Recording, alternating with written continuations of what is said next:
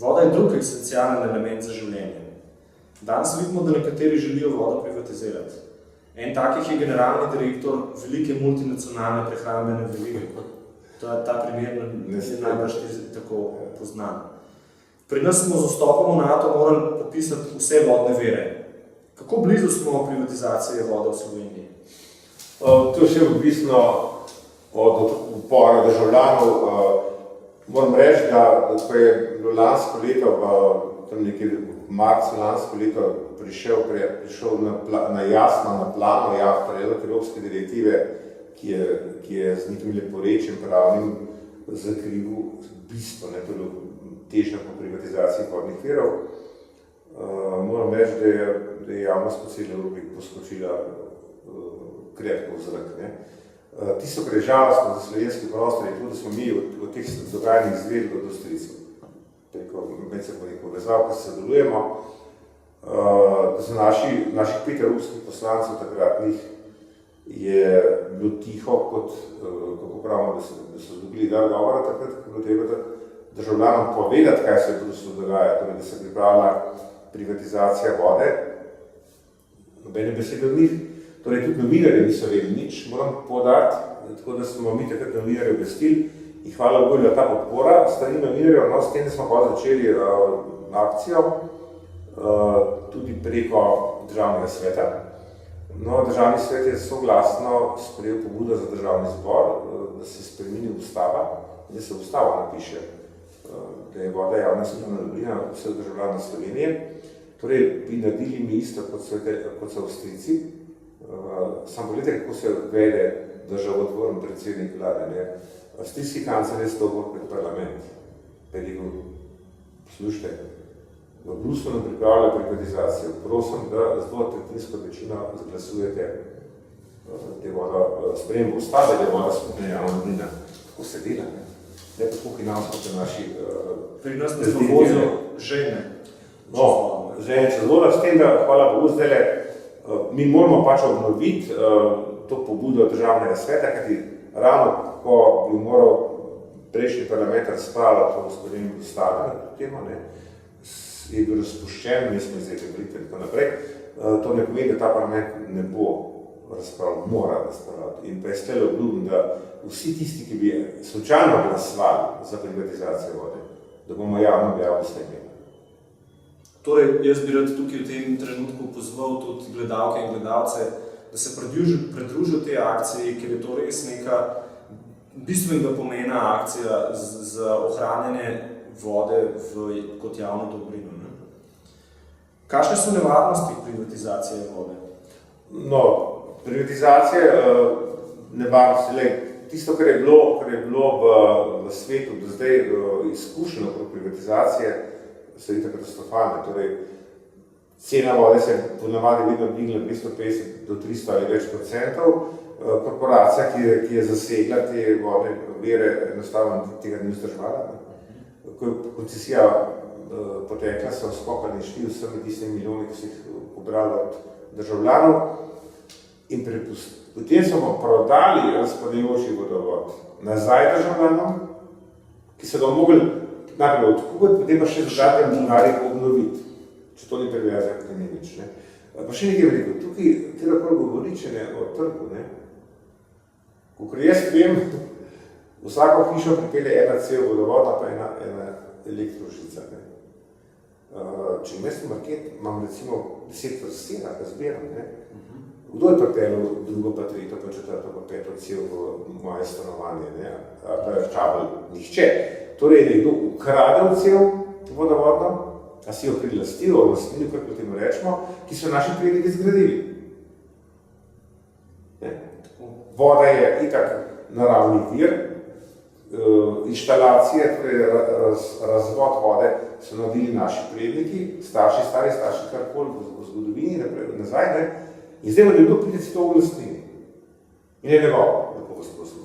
To je skregano zdravo pametno. In če se postavlja bistveno vprašanje, veš, zakaj je,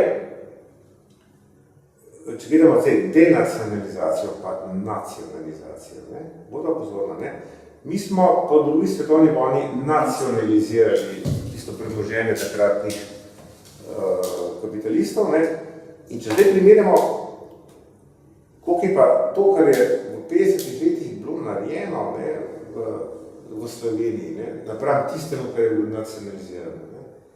Ne vem, če je bilo 5% tistega po vojni napram tega, kar je bilo narejeno. Ampak zdaj smo tih 95% denacionalizirali. Torej smo spet. Kaj je večji kriminal? To, da ukradeš narodu 95%, kar je on ustvaril, ali tisto, kar so v revoluciji pobrali v prid narodu. Ampak ne, denacionalizacija je, torej ni kriminal, je čisto legitimna in legalna, nacionalizacija je pa kriminal. Mislim, ko mi to je pravno to jasno, verjetno pa bodo rabili ene 2 komisiji, da bodo ugotovili, kaj je res. In veliko let, veliko denarja našega. Čemu in za koga smo naredili seznam teh vodnih virov? In je res, da posedujejo 98% vodnih virov velike multinacionalke? No, mislim, da takrat, ko je bil ta popis vodnjakov, smo ravno odprli tudi aktivisti eno akcijo tudi na upravno sodišču spodbijali to, za tezo o možnem izvensodnem umoru. Kajti tista dikcija te uredbe bila taka, da če nekdo ne prijavi, da ima vodni vir doma, torej da ima vodnjak ali kaj podobnega, potem lahko pride inšpektor in mu zaplombira ta vir. Mi smo predpostavili, da recimo en starejši par, ki živi nekaj odmaknjeno, nimate komunikacij, nimate avta, nimate televizije, se ni obvezal, da mora vsak imeti. In so predpostavili, da niste vedeli za to in bi šel inšpektor in zaplombiral vodnjak, in sta mrla od želje, kar je hipotetično možno. Torej, no, takrat se je tudi ponehala ta gonja s popisom vodnih virov. Drugače pa tisti drugi del, mislim, da korporacije, daleč od tega, da ima tako velik odstotek v lasti. Je pa nekaj res, da še vedno velja železen marsko zakon o padajoči profitni stopnji. To je jasno. Posledica tega je, da je kapital najprej pobegnil s produkcijo na Kitajsko pa v Azijo, s tem področil brezposelnost pri nas. Potem nadaljnje iskanje profitne stopnje je bila proizvodnja krave.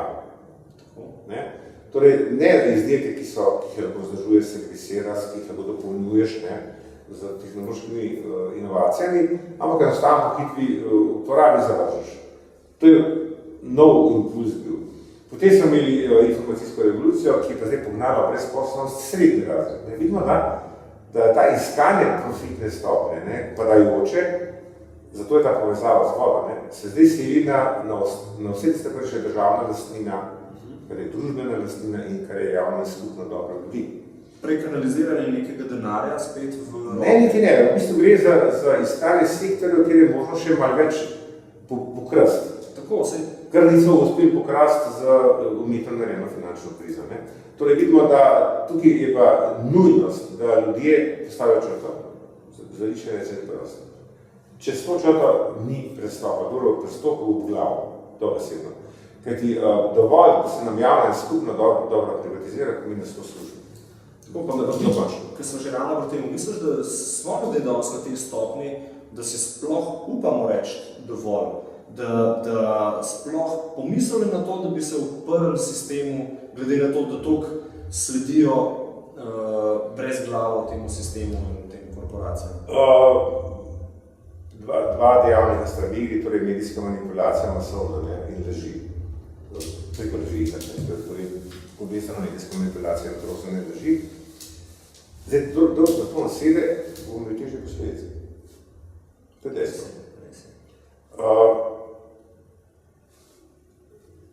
Analitiki svetovni že zdaj govorijo, da nas čaka fatalna finančna kriza v najbližji prihodnosti. Torej, tisto, kar je bilo 2008, ni nula, potem kako zdaj.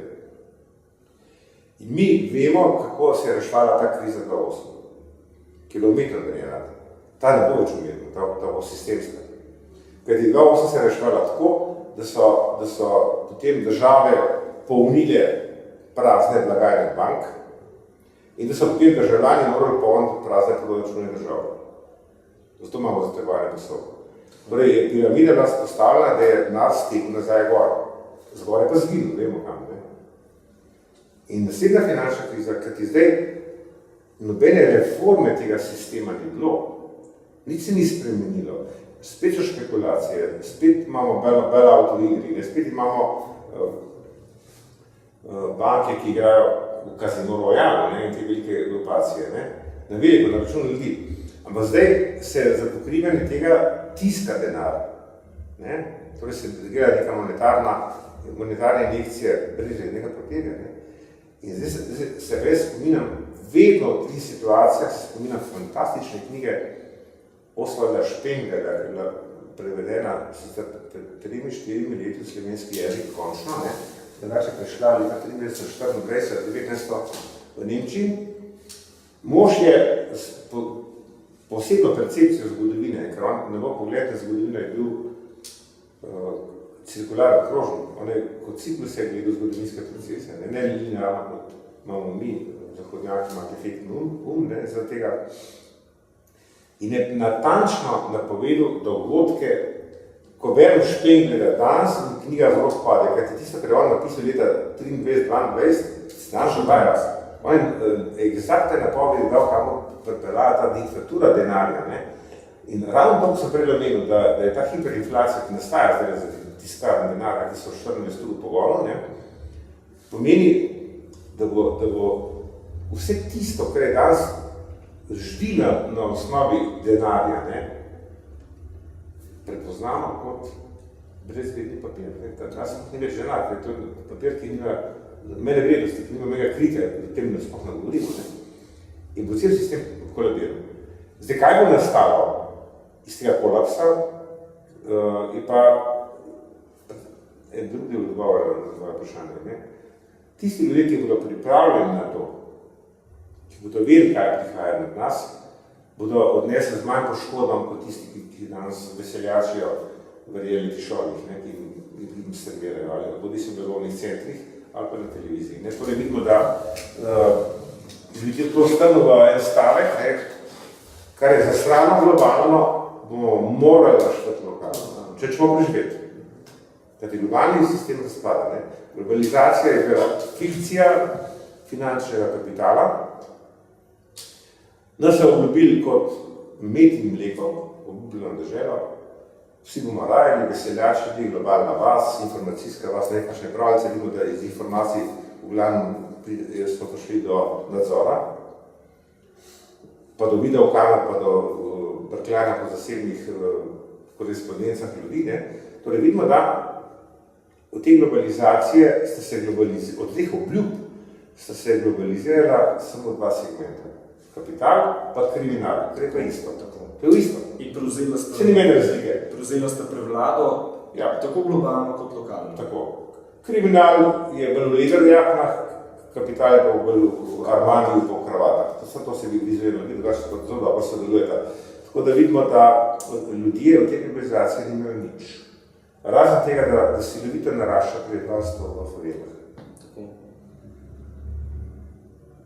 Če zdaj primerjamo, tisto, kar nas zagovorniki neoliberalnega modela strašijo nenehno, če ne boste to, če ne boste te, boste imeli pa komunizem, pa boste imeli pa Severno Korejo, pa boste imeli, ne vem, Kubo, pa kaj, Bi lahko predstavljal rešitev?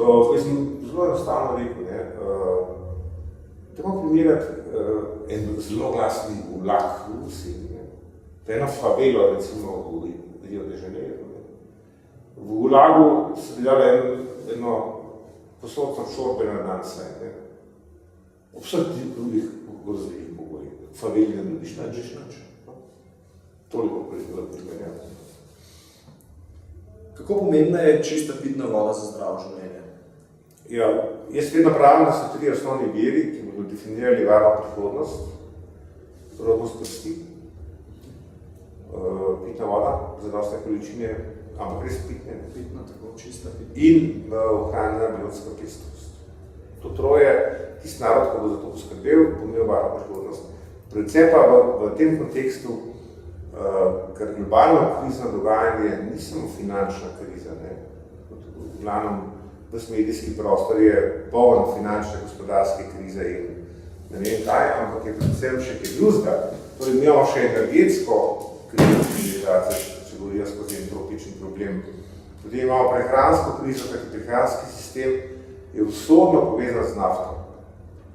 In ta kolaps globalnega trga hrane je predvsem bolj dramatičen kot finančne krize.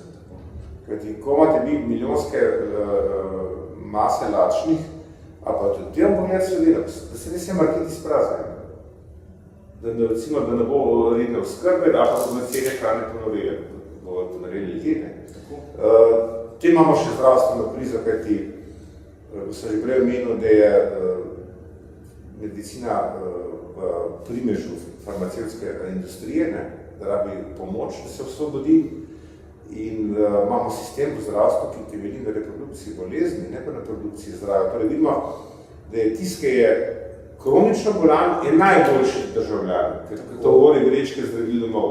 Največja zguba za farmacijo je zdrav državljan. To je zguba, ne loser, ne? Tega se bo tudi če... Nobenega darja ni dnega, Bo tudi če prišljala. Kakšne so nevarnosti onesnažene vode za človeka in človeštvo? Ja, za zdravo pitno vodo ni nadomestka. Tudi vse nečistoče, mi lahko večino nečistoč na laboratorijskem nivoju odstraniti, ampak pa se to ni komercialni nivo, ko vi morate oskrbeti naselja, kaj bi 100.000 prebivalcev, potem pozabili na laboratorijske metode. Torej, tudi v Sloveniji smo imeli primere, ko se ni dalo očistiti vodonosnika. Recimo v Ljubljani smo imeli Hrastnik, smo ga zaprli. Ko je oskrboval 80.000 Ljubljančanov, ki je bil kontaminiran. Enostavno se ne da očistiti. Kakšne so nevarnosti onesnažene vode za človeka in človeštvo? Ja, za vodo ni nadomestka, torej, če ima lahko kakšne manjše količine še očistimo v laboratoriju, pri vodooskrbi se tega ne moramo jeti. Mi smo tudi vstavili kar nekaj teh problemov, recimo primer Hrastja, črpališča na severu Ljubljane, ki je bil kontaminiran in zdaj zaprto, že 7-8 let, čeprav je oskrboval 80-90.000 Ljubljančanov. Vidimo, da je kontaminacija vodnih virov izjemno resen problem in če gledamo stanje v Sloveniji, nekako polovica vodnih virov je že na meji kontaminacije. Nismo mi tako zdravi po vodi, četrtina je res hibnih, četrtina je pa že brezupno kontaminirana. Ja, in rad bi tukaj povedal, da ravno v Ljubljani je praksa, da take kontaminirane, to je četrtino, vodo mešajo z drugih nekontaminiranih, zato da zadostijo tem merilom čiste pitne vode.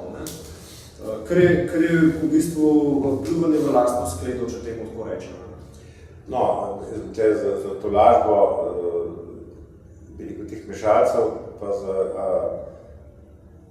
mačkan vzburjena med porabniki te vode povedal, da v bistvu pri večini teh nevarnih stvari sploh nevarnih dosti. Torej bi lahko je neka politika, tudi če je to EU, Bruselj, ne poznamo kakšne zakonodaje tam sprejemajo, ko se take korporacije, ki dihajo za vrat, če zdaj dogovor je 0,1 mikrogram na liter še dopustna doza, 0,1 stotinka manj je pa že varno, pa 1 stotinka več je pa že nevarno.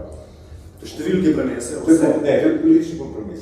Mislim, je tudi tako zanimivo telovadno, ki jo je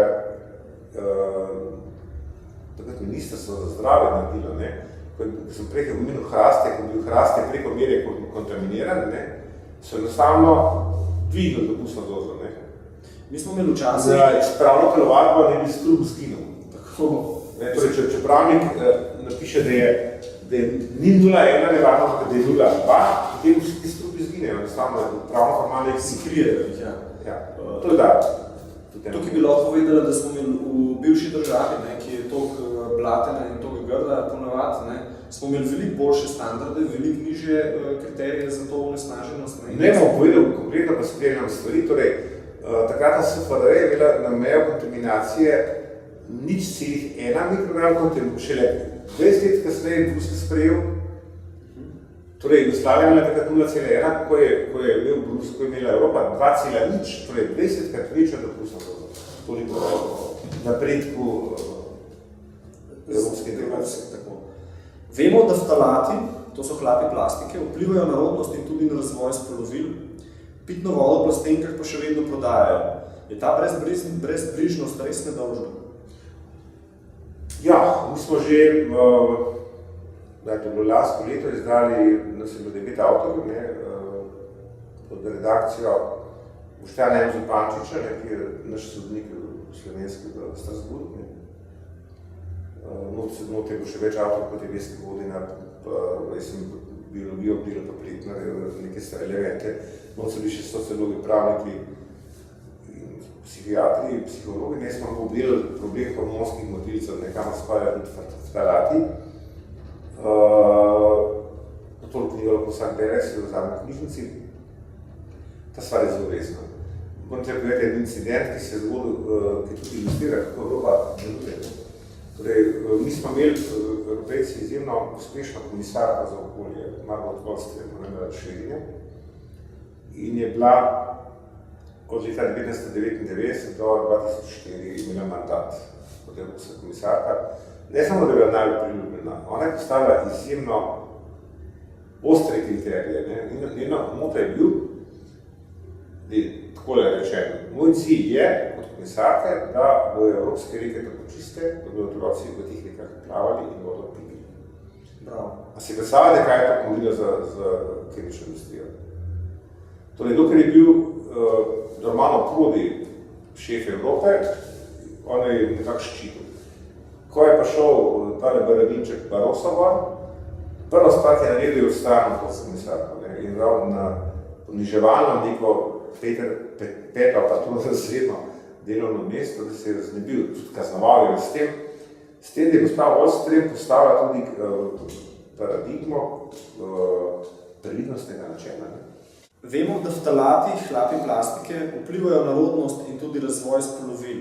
Pitno vodo v plastenkah pa še vedno prodajajo. Je ta brezbrižnost res nedolžna?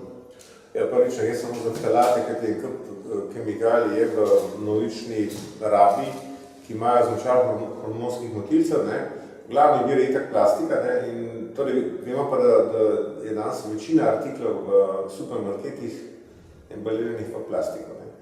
Torej, se spomnimo verjetno afere s stekleničkami za dojenčke, s plastenkami za dojenčke, ne stekleničkami, ki mogli biti stekli.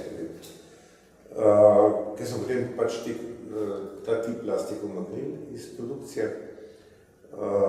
Dejstvo je, da posledice so dramatične na populacijo. Ne gre samo za neplodnost mlajših moških, ki so spostavljeni tem kemikalijam, gre za eksplozivno porast, incidenco raka na modih, ki je zadnjih 10 let skočil za 450% nad dolgoletno povprečje. Gre tudi za neplodnost pri ženskah, ki se ljubi porast incidence raka na dojkah. Torej vidimo, da skozi te kemikalije so ogrožene reproduktivne sposobnosti človeka, da je to komucno cilj, da se zmanjša rodnost in plodnost ljudi. Po drugi strani pa nekaj, kar je tudi dovolj dramatično, torej vpliv predvsem na moški spol, vpliv na psiho. Porojevanje moških, ki niso maskulinizirani, ker imajo testosterona, moškega spolnega hormona, to je cela reč okoli tega, torej priporočamo branje našo skupno knjigo Tretja od suhih krav, ki je naredil Boštjan Zupančič. Ali pa mogoče dokumentarni film Izmenjajoči samci. Vse tega več, ja.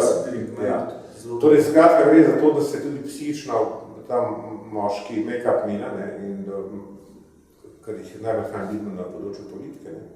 Torej, pojav sociopatov in psihopatov med politiki in bankirji, to je posledica tega, da imajo dobro da premalo testosterona. In to ni normalno. Torej, ta psihopatologija, recimo ameriški psihiatri, ki so delali profil zaposlenih v Wall Streetu, so ugotovili, da je tretjina insiderjev psihopatov, pa ste te ljudje vode svet. Žalostno. To je nemogoče.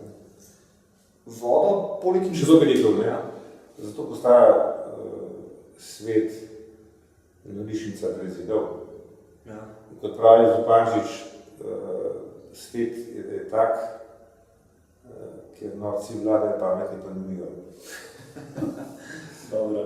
Dobro opisuje stavko. Vodo poleg industrije in izpustov kemičnih preparatov gospodinjstev onesnažujejo tudi s posipanjem kemikalij po našem ozračju, kar sicer uradno zanikajo. Ali to vpliva na kvaliteto pitne vode in vodnih virov ter kako?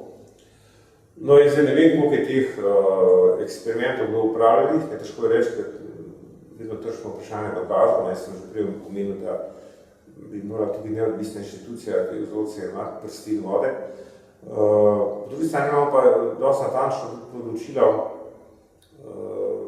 že omenjenega ETC Group, kjer so te tehnologije natančno opisane. Torej, kaj lahko, mi moramo vedeti, kaj lahko pričakujemo v prsti. Recimo, če gledamo zdaj nekaj raziskave, moramo vedeti, katere tehnologije so patentirane, kaj lahko pričakujemo v prsti, kjer ostanke, da se potem tudi na to smer naredi nek protokol, po katerem laboratorij dela. Torej, mi moramo vedeti, kaj iščemo, drugače iskanje prazno pomeni, da nam nič najde. Pa vendar so že nam ponudili rešitev, rečemo, če zdaj govorijo ravno o prsti. Posipa se tudi po analizah civilne iniciative, se posipajo aluminijevi barjevi oksidi, to sta dve težki kovini. In Monsanto konkretno je že ponudil semena, ki so odporna na aluminij in pa na zakisanost zemlje. Bom povedal še morbidni predlog korporacij, ki se ukvarjajo z gensko spremenjenimi tehnologijami. Torej, konkretno Monsanto je ponudil, da bodo lahko plasira gensko spremenjene rastline, ko imeli zrcalce na listih, da bodo lahko kar z listi reflektirali sončno žalost, zdaj se ne znam predstavljati. Kakšna difuzija bi to? Ne, druga zgodba, veste, kaj bo s fotosintezo, Kajti nekaj moramo vedeti, da fotosinteza je tako natančno zregulirana. Recimo, en inženir, ki je usmerjen v maksimalne produkcije profit, veliko se fotosinteza je pa izjemno neučinkovit sistem. Res koristek 1,3%. Ampak je edini sistem, ki nam zagotavlja kisik? Ne samo to, bo pa pozorna. Torej, ravno ta natančna regulacija, če bi fotosinteza samo pol% bolj učinkovita, se razsuje ekosistem. Kajti pospešili se flukse energije in snovi skozi fotosintetske procese in bi se cel ekosistem podrl. Torej vidimo, da je narava izjemno natančno regulira neke rešitve. In vzdržuje to ravnotežje. Ja, in jasno, to je dinamično, to se nekno spreminja, ampak je v teh pasovih, kjer lahko te homeostatski mehanizmi regulirajo ekosistem, da te feedbacki lahko regulirajo v nekih pasovih, da je vzdržen na daljši rok, da skozi evolucijo se te stvari pregrabajo. In tle bi se možno odločiti. Ne, da mi zdaj pridejo neki drugih tehnologij, pa rečejo, ok, zdaj bomo mi maksimirali fotosintezo za naše potrebe. Sesujemo cel ekosistem. Ker vedno gledajo situacijo samo na en produkt oziroma na maksimacijo profita preko samo ene snovi, ne gledajo pa sistema v celoti oziroma delovanje tega sistema. Vsega sploh ne poznamo. Vsega recimo, ki je naprej v igri geoinženjering. Eni od tih projektov so tudi govorili, da bi morali zdaj v morje ogromne količine fosfatov metati pa nitratov, da bi pospešili rast planktona, ki bi vezal te viške CO2 skozi fotosintezo normalno. Ampak vidimo, da ti tepci, ker take ideje dajo, imajo res možganen nivo slabo razvitega planktona. Parabencija, Ker take butaste ven mečejo. Torej, bi mogli v osnove biologije ekosistema poznati, da je to izjemno natančno regulirano v naravi. Karkoli mi zanihamo, da lahko preide ta negativna povratna zveza v pozitivno in ljudno kaotično razsutje sistema. Zdaj smo na točki, ko lahko govoriva, kaj se dogaja s človeško družbo. Torej, ta pogled, ekosistemski pogled na človeka pomeni, da če imamo opravka z izjemno kompleksnim sistemom, kot je človeška družba, zdaj pa gledamo, kako se sistem vede. Torej, mi ko rešujemo neke probleme, potrebujemo neko energijo, da jih lahko rešimo iz odzune. Sistem in pri reševanju sistema se zgrajuje njegova kompleksnost, se nadgrajuje. Potem moramo še več energije, da vzdržujemo to stanje. Dokler je ta dotok energije in snovi možen, bo sistem rešil probleme in bo postal vedno kompleksen. Ko pa je dotok pretiran, torej ko preseže zmožnosti ekosistema, lep primer poznava fosilnih goriv, primer, sistem postane nestabilen, ker ne more vzdržati svoje kompleksnosti in to v vsaki točki. In potem preide v točko v cono bifurkacije, kjer se razcepi. Ali preskoči v novo ravnovesje, torej nastane nekaj popolnoma novega, neka nova trajektorija sistema, ta nov fazni portret, če gledava v besedah sistemske teorije, ali pa pride do kolapsa, do razpada sistema in do vračanja na izhodišče. Človeška civilizacija je točno v tej coni. Mi smo v coni bifurkacije, torej pomeni, da je sistem v vsaki točki nestabilen. Poglejmo, nič ne štima. In gospodarstvo ne štima, in energetski problemi civilizacije se veliko naraščajo, in zdravstveni problemi, prehranski problemi. Vsi sistemi v družbi, vsi imajo težave, nič ne funkcionira tako, kot moralo. Vidimo, da je sistem prihaja v kaos. In zato je v tej coni bifurkacije nujno, da ljudje se zavedajo, kje smo, in da lahko samo skupinsko kolektivno akcijo, ki pa mora predhodno biti neka zavedanje, kje se nahajamo, in skupinsko akcijo lahko problem postavimo v nek nov sistem, v novo trajektorijo, v nov fazni portret, ki bo zagotavljal novo stabilnost za daljši rok. Tako da primerjave z naravo so izjemno umestne. Ni zdaj fraza narave naša najboljša učiteljica, edina učiteljica. In eno od takih sistemov, ki podirajo ravnovesje, so tudi fitofarmacevtski izdelki za kmetijstvo. Kako na vodo in s tem na okolje vplivajo? Sam rekel to, s tem, da je človek postavil to zeleno revolucijo, tako imenovano narekovaju v kmetijstvu, je v bistvu naredil samo en prehod iz sončnega pogona na naftni. To je vse, kar je bilo narejeno. Naši predniki so tisočletja kmetovali na sončni pogon, da bi pa delali analogijo z veliko serijsko proizvodnjo v industrijski revoluciji, so si pa nekateri zamislili tudi njivo kot fabriko. Se njivo ne more biti tovarna. Tovarna imamo zaprt sistem, ki ga nadzirajo inženirji, ki projektirajo inpute in outpute in proizvodni proces. V njivi se pa človek z naravo sreča, ne samo z življenjem pasti, z vsem svetom, ki živimo okrog, spimo, z vremenom, mikrobi, škodljivci. Vse to je soočenje. Zdaj, naravi ni monokulturno. Zdaj, če človek hoče maksimirati svoje dobičke, hipotetično na dikoruzo do obzorja, potem bo trčil naravo, ker bo ona poskušala sistem uravnovesiti, ki je vržen za ravnovesje, ga bo poskušala povseliti z drugimi biti, ne to so pa škodljivci. In potem mi rabimo, zdaj pa jasno, če imate vi eno samo kulturo, naredimo s tem orjaško bojišče, ker reproduktivni potencial tega bitja, ki je škodljivec, eksplodira, je kar naenkrat, da je to, da nam ogroža podelk, če smo mi bojišče naredili. Tako. Zdaj se ga pa lotimo z kemijo, s kemično vojno. S tem, da javnost ne še raziskave so pokazali, da samo 0,1% strupa zadane ciljnega škodljivca. 99,9% ubije vsa bitja, ki so slučajno tam blizu in razvečen konča na naših krožnikih in v kozarcih vode. Torej, mi vse radimo nazaj. Lahko razrečno, ampak glede na dolgi rok lahko primerjamo porast uporabe pesticidov, pa porast rakavih obolenj, bomo dobili kar podobne obolenja. Kako pa lahko skrbimo, se prepričamo, da bomo pili čisto vodo? A sploh obstaja še ta možnost? Pri tem koktajlu potencialnih kemikalij, ki so lahko v vodi, vedno tvegane. Torej, mi moramo zahtevati od javnih organizacij, ki se ukvarjajo z vodooskrbo, poštene podatke. To je kot prvo. Kot drugo pa, če dvomimo, so ti podatki prirejeni, zahtevamo eksterne analize, posebne analize, kontrolne analize. Tako da tukaj javno je zelo nujen. Mi moramo paziti na to, kaj se dogaja v nas. Ne verjeti vse, da je vse tisto, kar se kupi, da je to brezhibno. Pri vseh tih prevarah. Se pravi, mora civilna iniciativa in pa NVO-ji v tem primeru sami kontrolirati vodo in s tem kontrolirati... Ne, da sami kontrolirajo, ne veliko, vse tudi naredno, ne, mislim, kdo pa financira civilno družbo.